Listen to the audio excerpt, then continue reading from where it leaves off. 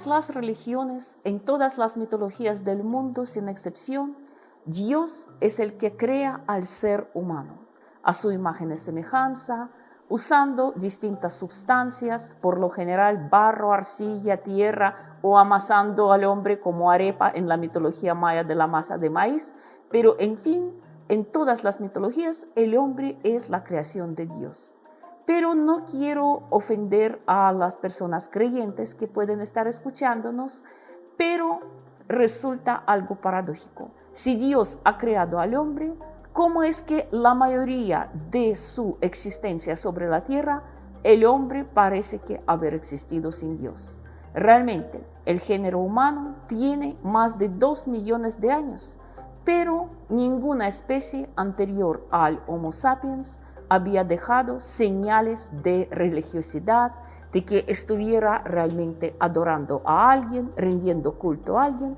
Parece que el hombre había prescindido de Dios durante la mayor parte de su existencia y solo cuando tuvo necesidad de él se lo creó. A su imagen y semejanza o de otra forma puede surgir la pregunta. Entonces, ya hemos visto la evolución del hombre, ahora veamos la evolución de Dios. Si vamos a comenzar con los primeros representantes del género Homo, por ejemplo, Homo habilis, una criatura que nos apartó definitivamente del reino animal por el hecho de ya saber fabricar las herramientas, pero aunque fabricaba las herramientas, todavía no conocía el uso del fuego, todavía no hablaba y no había dejado ninguna muestra de su religiosidad. Si vamos a pasar al sucesor de Homo habilis, Homo erectus, un ser humano muy parecido a nosotros por muchas características anatómicas y también posiblemente por muchas características mentales, psicológicas, tampoco ha dejado ninguna muestra aparente de su religiosidad. Al menos no esculpía a los dioses, no les pintaba, no los dibujaba y al ver que tampoco enterraba a sus muertos, los ritos funerarios nacerían mucho más tarde, parece que si tuviera alguna visión del mundo del más allá, si le gustaría creer tal vez en la vida futura, no había dejado de esto ninguna prueba. Lo único que nos puede dejar cierta pista de su religiosidad es su relación, su trato con el fuego, porque Homo erectus fue la primera especie humana que había domesticado, si podemos decir así, el fuego, entendía muy bien su uso práctico, aunque al principio debió sentirse atemorizado, aunque también sorprendido, pero muy pronto se dio cuenta que el fuego se puede dominarlo, se puede transportarlo con alguna rama resinosa, con alguna antorcha, que también muchos animales le tienen miedo. Por eso cazar, por ejemplo, en un bosque en llamas, como vemos en esta ilustración, puede facilitar mucho la cacería. Y como resultado de aquellas cacerías, muchos animales ya caían a las manos de los cazadores, ya medio carbonizados, medio asados, y al probar su carne, el hombre descubría que la carne asada era mucho más apetitosa, mucho más sabrosa que la carne cruda. Y por supuesto, de noche el fuego brindaba la seguridad en cualquier sitio, en cualquier lugar. Ya no había que buscar un árbol lo suficientemente alto, lo suficientemente frondoso para trepar y pasar la noche ahí, o tampoco buscar una caverna donde tocaría cerrar la puerta, trancarla con rocas, con piedras, con lo que sea, para estar ahí seguros de las fieras. Donde estaba ardiendo el fuego, el hombre se sentía feliz.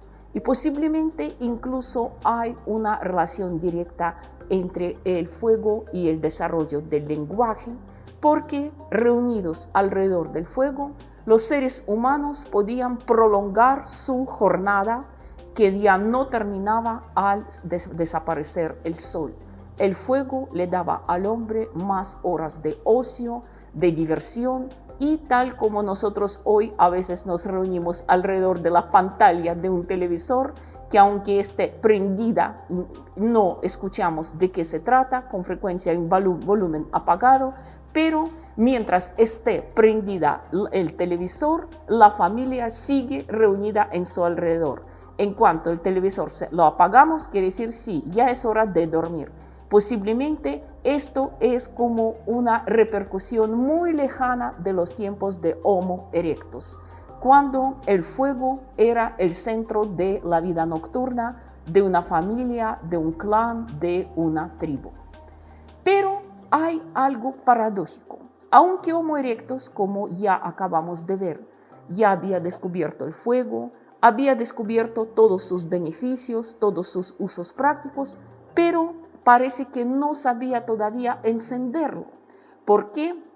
Porque los primeros encendedores, entre comillas, prehistóricos, rocas de perita con señales de ser deformados por haber sido chocados una contra otra, ya aparecen en la época mucho más posterior, ya en los tiempos de Homo sapiens. Eso quiere decir que aunque Homo erectus conocía y usaba el fuego, no sabía encenderlo. Por lo tanto, cada fogata, por ejemplo, aquella que ardía en la cueva, aquella alrededor de cual se reunían familias enteras, debería ser para él como una especie de santuario, como un lugar venerado, porque se apaga el fuego, estamos en peligro. Por ejemplo, la novela La Guerra del Fuego muestra muy bien aquel caos que comienza en un pueblo, en el pueblo de los Ulambros. Ellos, como se sabe, están en el centro de la narración. Un pueblo, por supuesto, creado por la imaginación del autor, pero la situación debe ser muy vital. Se extinguió el fuego, llegó el fin del mundo, desde su punto de vista. ¿Por qué? Porque la única forma de obtener el fuego sería arriesgando la vida.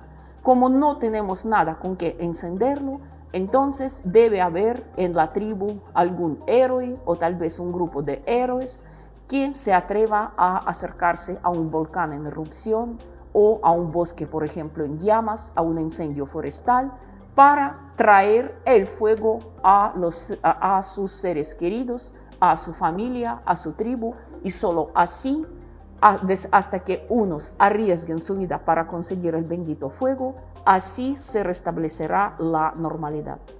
Y por eso no es de extrañar que las repercusiones de estos temores prehistóricos encontraron su reflexión en los mitos de muchos pueblos y culturas, como por ejemplo el más famoso de todo, el mito sobre el titán Prometeo, titán rebelde que rapta el fuego del cielo y lo trae a los seres humanos. Y algo curioso, en los mitos de muchos pueblos ubicados a miles y miles de kilómetros de la Grecia clásica, como por ejemplo en América, en las islas de Polinesia, en Australia, casi siempre hay leyenda sobre un personaje que rapta el fuego celestial, custodiado por dioses, espíritus gigantes, y lo trae a la tierra para convertirlo en el uso de la humanidad. En este sentido, como podemos ver, el mito del Prometeo no es un héroe solitario.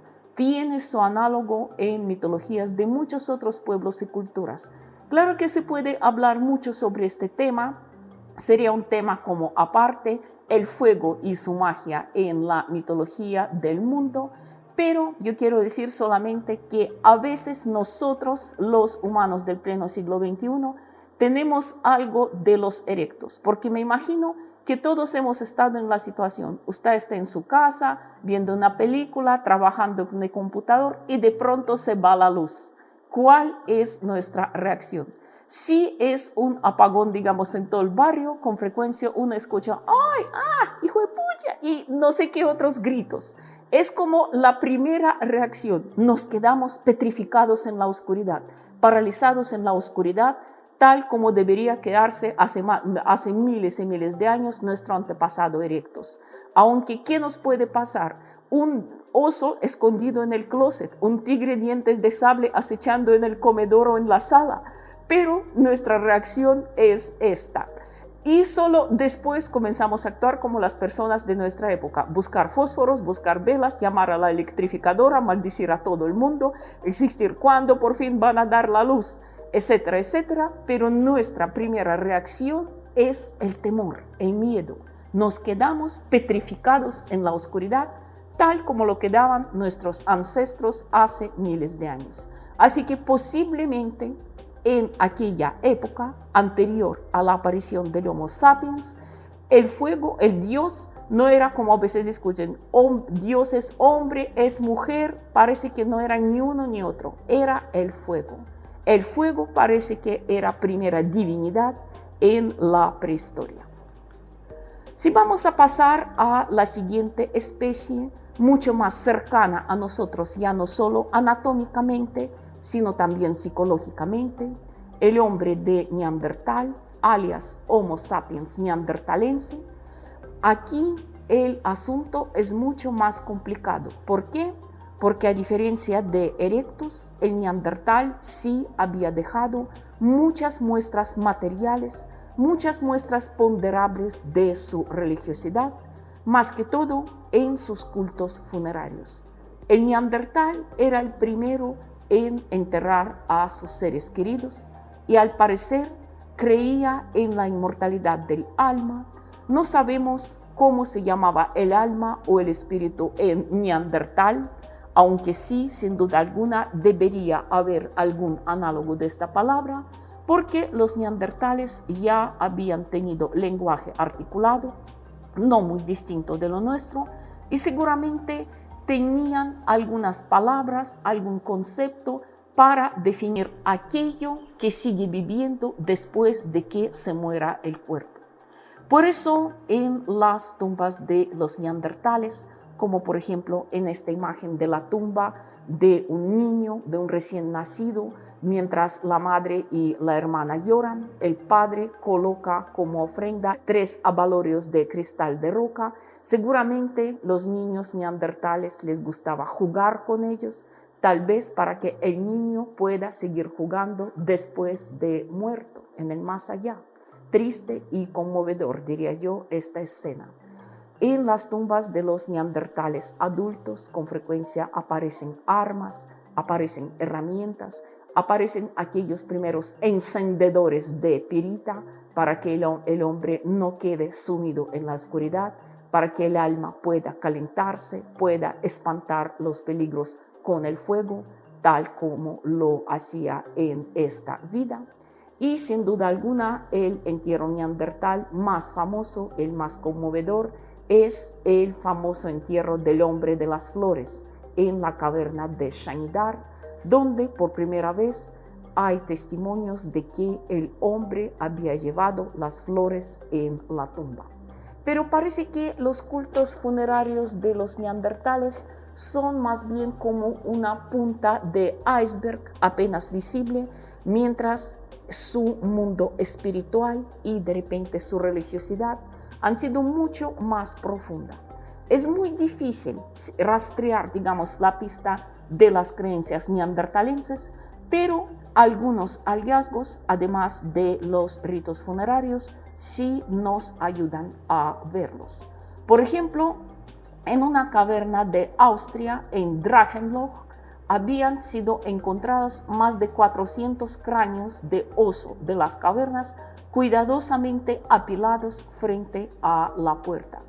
Curioso que también al estudiar los dientes, la dentadura de estos osos, se hizo evidente que todos habían sido asesinados no al mismo tiempo, pero en la misma temporada. Parece que el hombre de Neandertal cazaba los osos en primavera, cuando estos apenas salían de su letargo invernal. Como se sabe, el oso en los climas fríos tiende a pasar dormido todo el invierno y al salir se sentía más débil. ¿Será que para los neandertales el oso de las cavernas significaba alguna fuerza cazadora muy poderosa? O tal vez podría ser como, por ejemplo, yo estoy digamos, usando este motivo en El hombre de las flores, en mi novela precisamente sobre los neandertales. ¿En qué me baso? Porque, por ejemplo, en algunos pueblos de Siberia, hasta pleno siglo XX, se consideraba que la primera prueba para un muchacho que aspira a ser un cazador entre los pueblos indígenas de Siberia era matar un oso.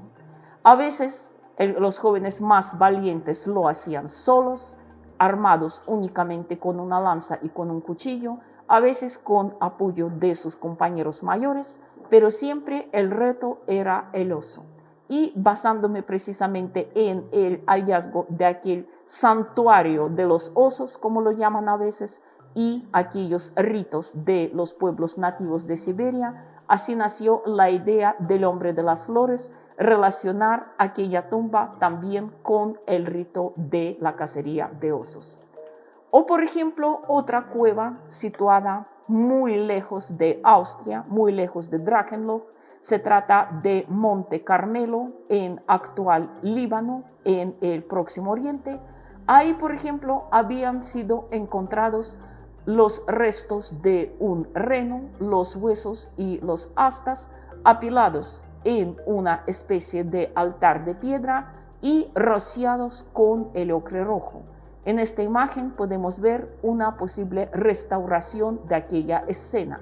Dos cazadores colocan los restos del reno en el altar, lo están vertiendo el ocre rojo, mientras que todos los demás miembros del clan bailan en su alrededor. Tal vez el ocre con su color a sangre simbolizaba el regreso a la vida. Tal vez con esto querían aplacar los espíritus de la cacería para enviarles más presas, tal como hacen muchos pueblos cazadores de la época reciente. Hace 40.000 años aparece el hombre de Cro-Magnon, o primer humano moderno, nuestra propia especie Homo sapiens sapiens, y este había dejado más muestras de su religiosidad que cualquiera de las especies anteriores. Los Cro-Magnon eran realmente los primeros grandes artistas de la humanidad y han dejado unas imágenes realmente conmovedoras del arte rupestre, mientras algunas de estas imágenes tienen un carácter completamente realistas, como una especie de reno, bisonte corriendo, yo diría una especie de las instantáneas de la época. Precisamente en el libro El mundo antiguo, misterios, enigmas, hipótesis, hay todo un capítulo titulado Algunos enigmas del arte rupestre, que nos habla sobre aquellas imágenes instantáneas de la prehistoria. Y sin embargo, junto con aquellas imágenes completamente realistas, aparecen otras llenas de misterio y posiblemente de carácter religioso. Por ejemplo, estos caballos. ¿Por qué están así de moteados? ¿Por qué están cubiertos de estos hoyos oscuros?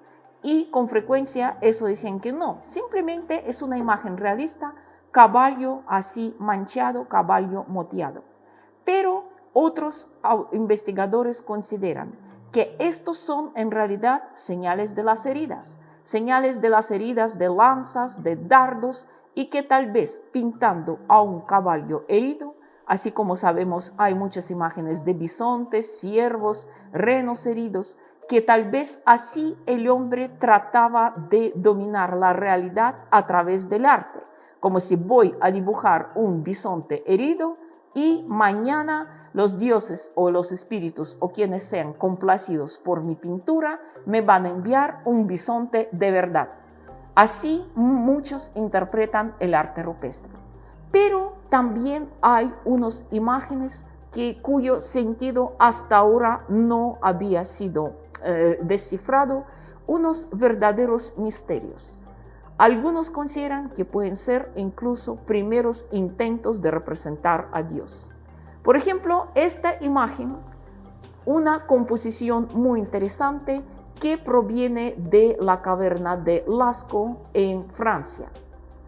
Como se sabe, en la mayoría de las pinturas rupestres no tienen ninguna composición. Es decir, aparece un bisonte, un reno, una figura de por sí.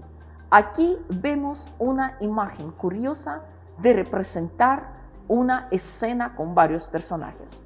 ¿Qué vemos aquí?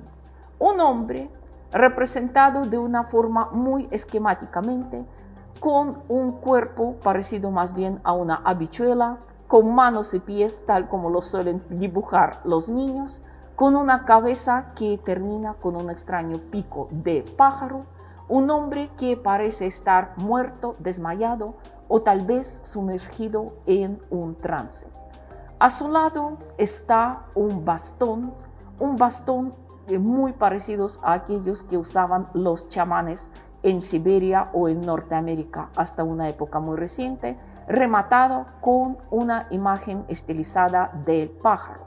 Frente al hombre vemos a un bisonte herido de muerte, porque de su vientre desgarrado sobresalen los rodetes de intestinos. Siempre dicen que parece que el pintor, el creador de esta pintura, conocía muy bien la anatomía animal.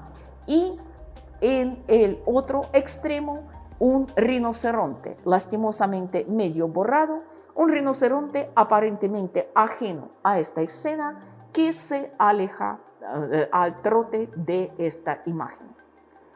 Unas figuras, ¿qué relación podrían haber entre ellos? Por ejemplo, el padre Breuil, un sacerdote francés quien descubrió estas pinturas, era un hombre muy apasionado por la prehistoria, decidió que era simplemente la representación de una escena real de cacería. Cacería con muchas sangres, con mucha muerte, con los intestinos afuera, en caso del bisonte, que según el padre Breuil podía ser una especie de lápida funeraria de aquel cazador, quien logró herir de muerte a un bisonte, pero se descuidó y un rinoceronte lo atacó por la espalda, lo mató de una cornada, y aquí podemos ver hombre muerto, bisonte moribundo y un rinoceronte que se aleja al trote como un ganador. Incluso, por ejemplo, hicieron levantar la roca para ver que tal vez los restos, los huesos del cazador aún yacían bajo ella, pero no. Resulta que no era ninguna lápida funeraria porque no había ninguna sepultura bajo esta roca. Por lo tanto, surgieron otras versiones de esta escena. Por ejemplo, algunos pretendieron ver ahí una especie de lucha de clanes, cuyos símbolos totémicos tal vez era un bisonte, un rinoceronte y un pájaro. O tal vez dicen que tal vez es la imagen de un chamán, de un potentado de hablar con los espíritus, que pretende pacificar entre sí los dos clanes que están en guerra, el clan de bisonte y el clan de rinoceronte. Y otros también apoyan la versión de que es la imagen de un chamán en trance, quien está acercando las presas. En este caso, el bisonte herido simboliza la presa, la carne, el beneficio para todos, y alejando peligros, alejando espíritus malvados, de repente encarnados aquí en un rinoceronte.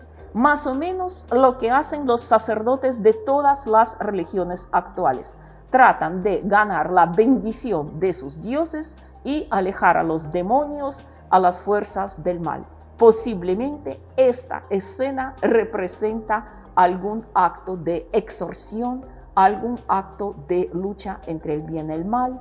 No lo sabemos y seguramente no lo sabremos nunca, pero es muy posible que es una de las primeras imágenes de la religiosidad. Otra imagen de la cueva de los tres frailes, también procedente de Francia, que representa una criatura misteriosa. Imagínense la cara de búho con estos ojos grandes saltones, cuernos de reno, cola de lobo, zarpas de oso con sus características garras y los pies y los genitales humanos. ¿Qué puede ser esta figura? Cabe señalar que algunos consideran que también es la imagen de un chamán, tal vez realizando alguna danza ritual. Por eso se lleva la piel de lobo con su cola, una especie de guantes de zarpas de los osos, un tocado con astas de reno y una máscara con la cara de búho. Posiblemente está evocando espíritus, evocando presas. O algunos investigadores van más allá y le dieron a esta pintura el nombre de el dios de los animales, que posiblemente esto puede ser la visión de Dios tal como lo verían el hombre prehistórico, dueño de la vida, y por eso de ahí sus características humanas y de todos los animales de tierra, del aire, de día, de noche, para mostrar en él toda la plenitud del universo. Claro que no sabemos si quién aparece ahí, realmente un dios o la visión de Dios que tenía el hombre en aquel entonces, o un chamán, y nunca sabremos cómo eran realmente las ceremonias que se celebraban en aquellas cavernas con todas estas pinturas como el fondo. En esta imagen podemos ver una ceremonia troglodita, el cuadro de Víctor Vaznetsov, un pintor ruso. Así, digamos, el pintor del siglo XIX imaginaba la fiesta prehistórica, la ceremonia prehistórica en aquel entonces. Otro misterio y otra muestra curiosa de la religiosidad del hombre de Cro-Magnon está en las así llamadas Venus prehistóricas o Venus paleolíticas, las minúsculas figuras femeninas que fueron hallados en un área muy extenso, desde las Islas Británicas hasta Siberia Oriental, pero todas como uno poseen estas características muy particulares.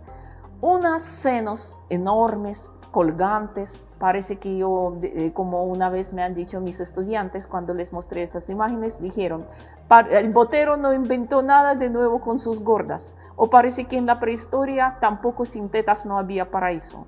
No solo sin tetas, como podemos ver así, sino también sin un vientre hinchado como en el último mes de embarazo de trillizos, con unos muslos potentes, con unas nalgas muy voluminosas. En cambio, como podemos ver, ni la cara, ni las piernas, ni los brazos parecen no interesar mucho al creador de estas estatuillas. ¿Quiénes son estas mujeres, diosas o llámenlo como sea? Algunos consideran que simplemente es un ideal de belleza que trató de plasmar los artistas prehistóricos. Como en aquella época era muy difícil de engordar, imagínense una vida nómada, dieta de puro carne, semillas, vegetales, cero azúcar, digamos, muy poca grasa, y por lo tanto las mujeres de la prehistoria deberían ser fibrosas, delgadas y desde el punto de vista del hombre tal vez poco atractivas. ¿Por qué? Porque siempre, desde que el mundo es mundo, el ser humano trata de venerar lo que es difícil de alcanzar. En nuestra época, cuando la comida prácticamente aparece en todas partes, en todas las esquinas, es difícil mantenerse delgado, entonces hagamos este culto a las modelos casi anoréxicas. Pero cuando la comida era escasa, existía el culto a estas gorditas. Pues aunque todas en mi alrededor son flacas, al menos voy a tallar para mí en una roca o en un colmillo del mamut una gordita que sea solo mía. Puede ser. Pero algunos investigadores consideran que esto no es pura estética, no son mujeres concretas, sino más bien la figura de una diosa madre que tal como las mujeres paren a los niños, tal como traen a los seres vivos al mundo, algún día alguna diosa muy poderosa parió el mundo. Lo parió con todos los hombres, animales y otros seres vivos. Parece que esto había sido la primera versión de la creación, que el mundo fue parido por una poderosa divinidad femenina, pero sin la menor participación de un dios varón.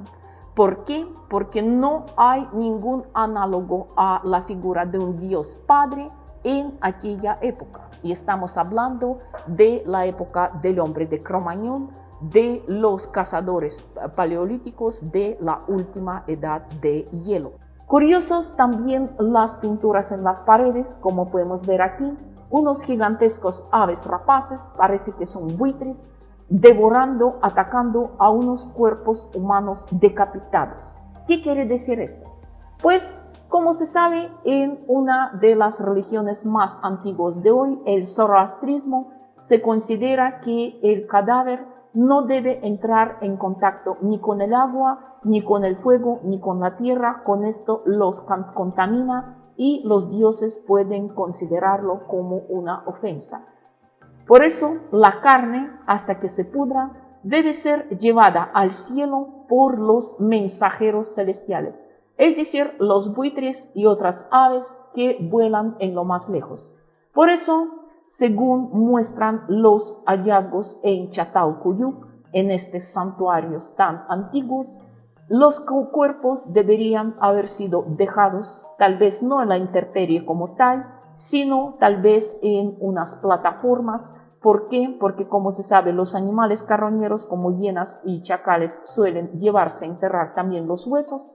En cambio, los buitres solo comen la carne y luego el sol, el viento, la lluvia dejan los huesos prácticamente limpios. Así que parece que los entierros en Çatalhöyük llevaban estas dos fases. Primero, un entierro provisional en una plataforma en algún lugar del bosque para no espantar a los buitres. Luego, transcurrido un tiempo, a lo mejor un año, los huesos eran recogidos, cubiertos con ocre rojo, perfumados, envueltos en un lienzo y colocados en un nicho, como vemos aquí en esta imagen, y finalmente el nicho estaba sellado con una especie de lápida y dentro de la tumba dejaban todas las ofrendas. Parece que todo, como en Çatalhöyük, todos sufrían, digamos, el mismo rito funerario. Hay muchísimas tumbas, muchos enterraban a sus muertos simplemente dentro de las casas, es decir, en un cuarto aparte que era como una especie de cementerio casero. Pero es curioso que el ajuar funerario de las tumbas, tanto masculinas como femeninas, halladas dentro del santuario de Buitre, es mucho más rico, mucho más variado que las tumbas de ciudadanos particulares hallados en simples casas. ¿Qué quiere decir? Que posiblemente todos los hombres y mujeres, tal como también muestran algunos estudios, por ejemplo, de ADN que se pudo extraer, casi todos ellos estaban emparentados entre sí, que posiblemente ya existía una especie de casta sacerdotal que merecía el honor de ser enterrados en el santuario y no en las casas particulares como ciudadanos comunes y corrientes. Eso quiere decir que a lo mejor el clero, los sacerdotes en aquella época tan remota ya estaba gozando de ciertos privilegios. Y cuando me preguntan a veces los lectores de las aventuras neolíticas de dónde he sacado estas descripciones tan detalladas de los santuarios de la época, de las ceremonias de caza, de cosecha, también de los ritos funerarios, prácticamente todo ha sido basado en las descripciones de estos 4 famosos santuarios en Çatalhöyük. Si alguien quiere conocer un poco más acerca de las ceremonias y de los santuarios neolíticos, por favor, bienvenidos a las páginas de estas aventuras neolíticas, donde usted verán todos estos episodios como si fuera en película. Y también las primeras grandes construcciones monumentales, como los famosos megalitos. Aquí vemos el Stonehenge en Gran Bretaña, el más famoso entre todos. Ya está demostrado que también tenían carácter ritual, carácter religioso. Por muchos de ellos, como Stonehenge, se considera que sirvieron de observatorios para elaborar los primeros calendarios conocidos en la historia, y otros albergan bajo sus pilares los restos humanos. Tal vez servían de monumentos funerarios para los grandes jefes y para los miembros de sus familias. Al fin y al cabo, como podemos ver, la religiosidad humana tiene unas raíces muy profundos, aunque resulta más bien que era el hombre que creaba a sus dioses a su imagen y semejanza. Muchas gracias.